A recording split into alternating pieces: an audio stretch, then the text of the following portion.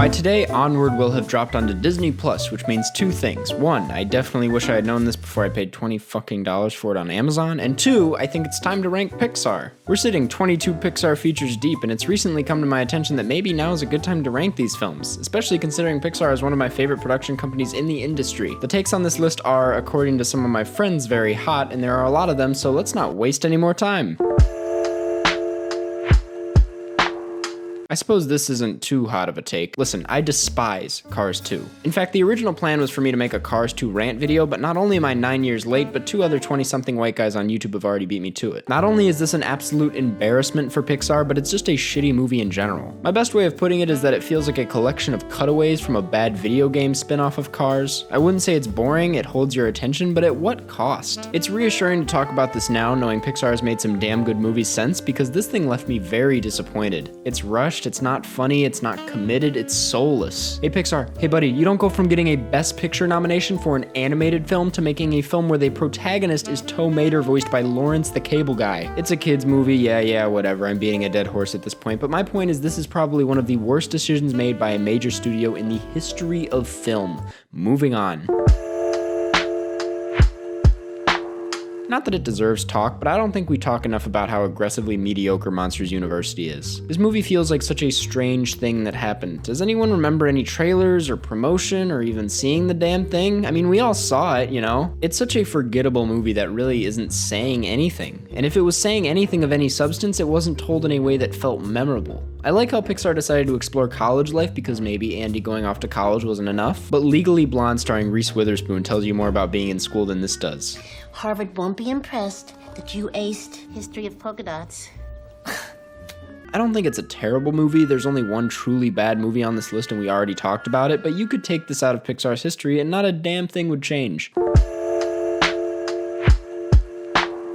If you held a gun to my head and told me to tell you what the premise of Brave was, just go ahead and pull the trigger. I haven't seen Brave since its release, and I suppose I could rewatch it to give myself a fresh take for this video, but I'd probably forget what happened by the time I start writing. One thing I do feel Brave is better at than these last two is creating a unique and visually stunning atmosphere for Pixar. All of the candlelight feels warm and real, I can smell the woods, and as much as I hate animated fur, the hair looks amazing. I just wish there was more to grab onto underneath all of that.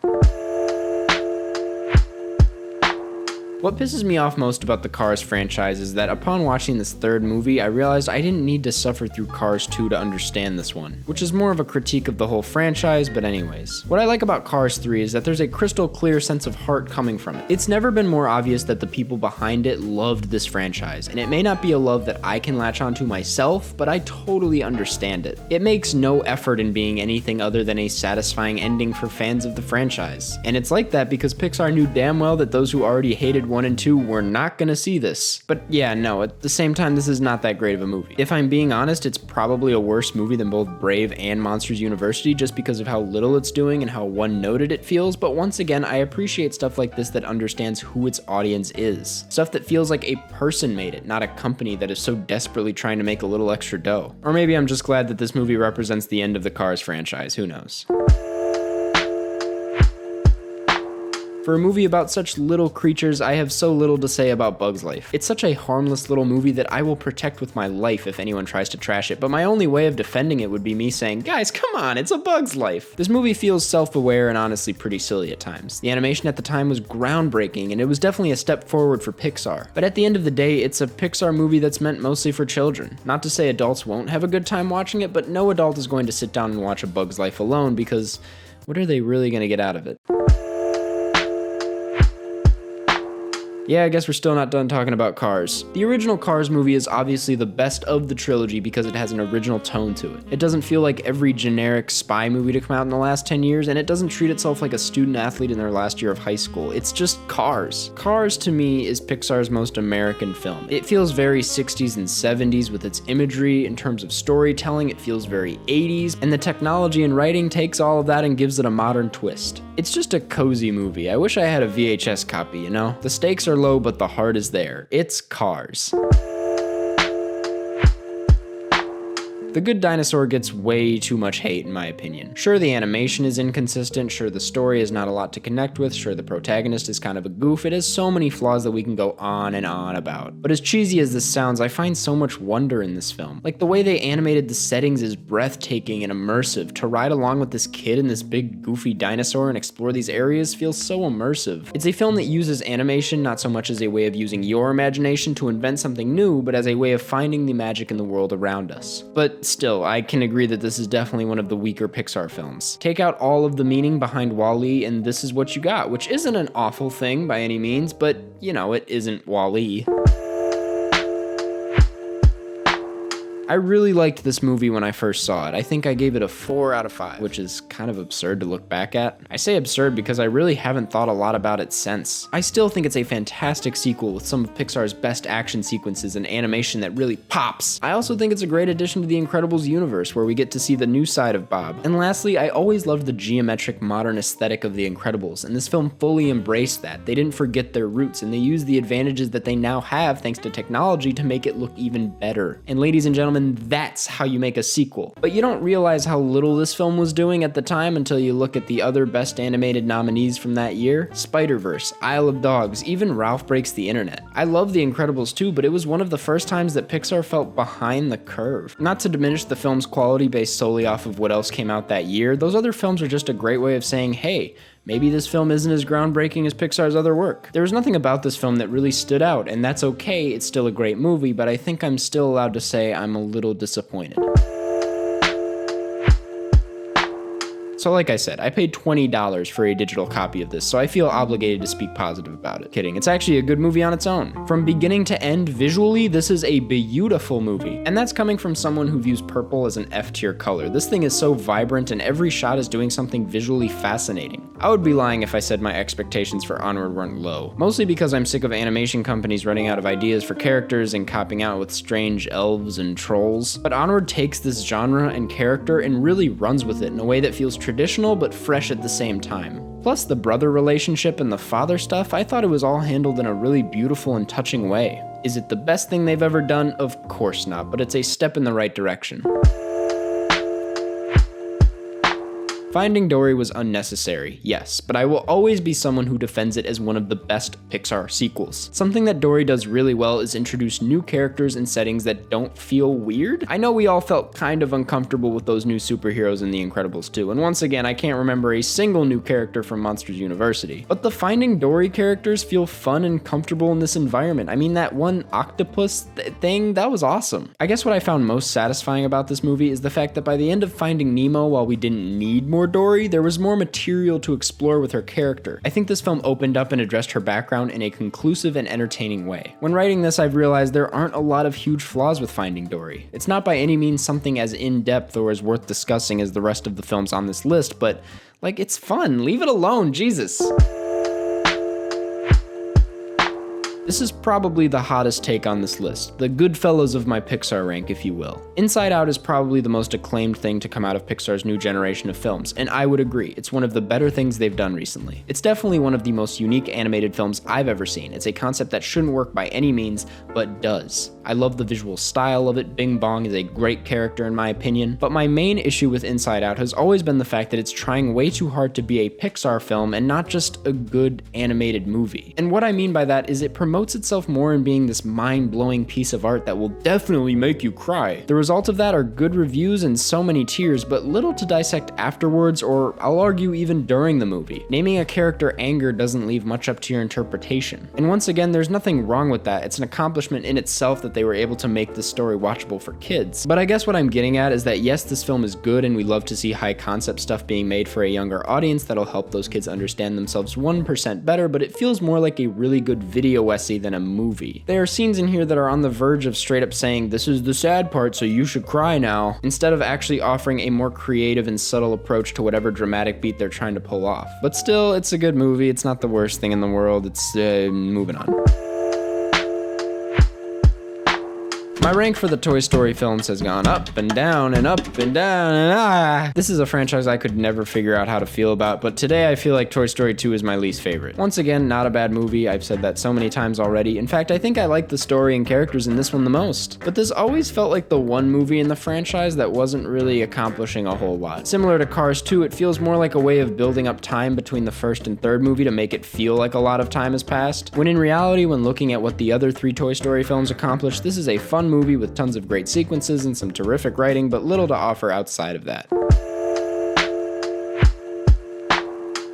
Coco. This is a movie I have a hard time saying anything bad about. Pretty much everything about this movie is perfect in my opinion. Almost. I'll get to my flaws in a second. This is one of, if not my favorite Pixar film visually. I mean, come on. The colors, the setting, the characters, it's an overwhelming experience. If there was any Pixar film I'd like to catch in IMAX, it's this one. It also feels like it explores death in a way that, unlike Inside Out, feels not shoved down our throats. It's like, hey, death is an integral part of the plot here, but it's not the whole movie. It's not a movie about death. It's a movie about people trying to understand death. And some sick jams, too. My issue really comes down to the ending. Up until that, it feels like a pretty unique film, making a bunch of unique choices, and then the ending happens with the big tiger thing, and it feels like every animated movie ending ever. But once again, how about that music?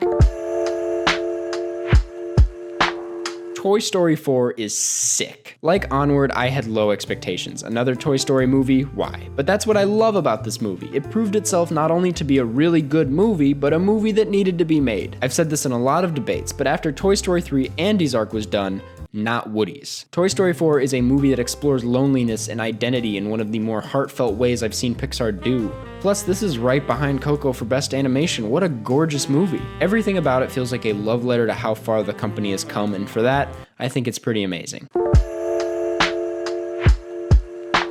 Oh hey, another Toy Story movie. Toy Story 3 feels like Pixar's most emotional film because it has every reason to be. The Andy and Woody relationship is such a fragile and special thing, so of course they want to be good about that wrap-up. And they absolutely nailed it without feeling like a weird character study that doesn't go anywhere. It feels like a really special, really emotionally draining type of movie that builds on everything the franchise has been building up to. It's definitely a classic in my book, and I'm looking forward to revisiting it.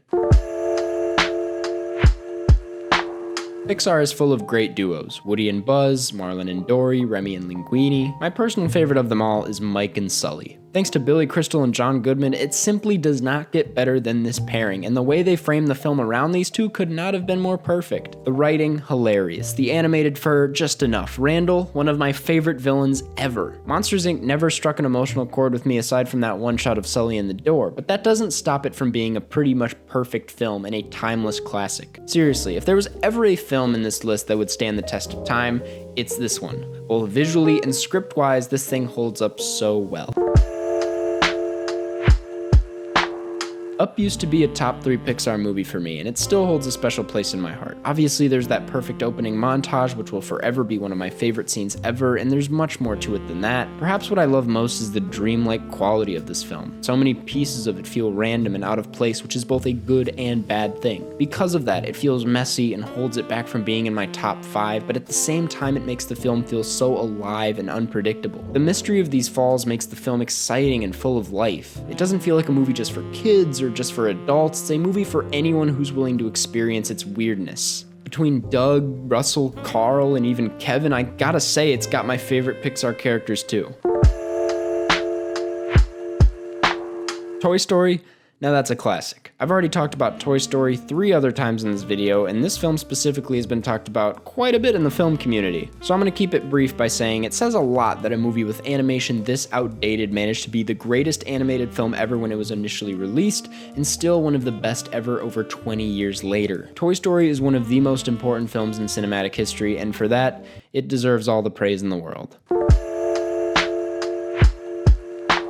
Finding Nemo is a film I really hold close to my heart because it's perhaps my first memory being in a movie theater. My mom tried to take me to this movie 3 different times, but every time I got too scared of Bruce and ended up sitting in the hallway. I actually don't think I saw the full movie until I was able to get the VHS and watch it at home. But that's not what you came here to listen to. Finding Nemo somehow masters almost every genre out there. The horror and suspense of the first scene, as well as Bruce's introduction, the comedic relief that Dory brings to pretty much every scene, the heart-wrenching drama that lies at the center of of this devastating premise, it's enough to make both children and parents cry for different reasons. It's a film with a whole lot of heart that, like a lot of films on this list, could be watched for years and years to come. I cannot wait to show it to my kids.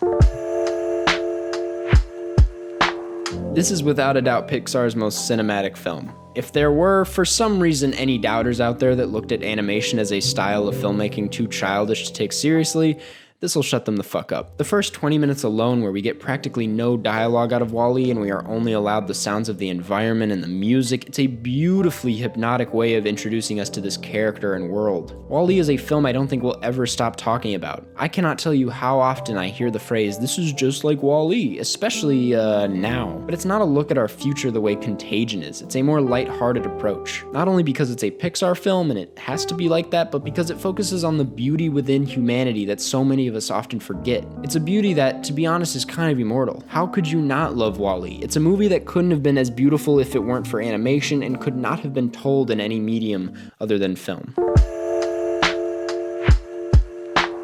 Hell yeah, The Incredibles is one of my favorite movies of all time. It's perhaps Pixar's most human film, literally, it's all humans. But they're superhumans, baby! A few years ago I did a video on it that I highly recommend checking out because I'm not about to repeat all of that in an already long video. But The Incredibles is nothing short of a masterpiece. The storytelling is so tight and sharp, the story is simple and satisfying. It's a superhero film that doesn't take 10 years to set up a 15-minute action sequence, and it does it all in 2 hours.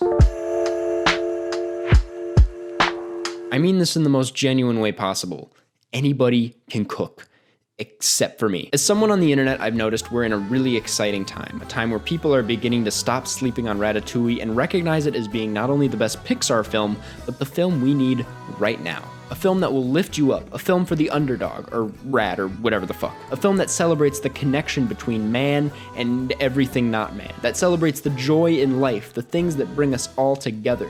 Food. That's what Ratatouille is all about. It's a magical and humbling little film that exists without any sequels or anything. It takes Paris, an already beautiful city full of life, love, and art, and recognizes all of these traits, bringing them to life in a way only animation could. But this story is universal. Remy represents a small part of us that strives to be something we've been told we can't be. He represents a dream. Linguini represents our insecurities, the side of us holding us back. Them together creates this power, this ability to create and do the impossible, to prove others wrong. It's a powerfully moving film that gives off the vibe that it's just here to have a good time. It's hilarious, it's adorable, it's perfect. If it had a scent, it'd probably smell really good. Ratatouille has this unique trait where you can't make fun of it, even if you tried. Sure, it has tons of memeable content, but when you're watching this movie, you're treating that rat like he's the protagonist in a Scorsese film. He is everything to you. My point is, stop sleeping on this movie, grow the fuck up, and watch Ratatouille. So, that's it. I'm looking forward to checking out Soul if it ends up coming out later this year, but besides that, I don't know how to end this video. Thanks for watching, check out all these films and form your own opinions, and I'll see you guys in the next one.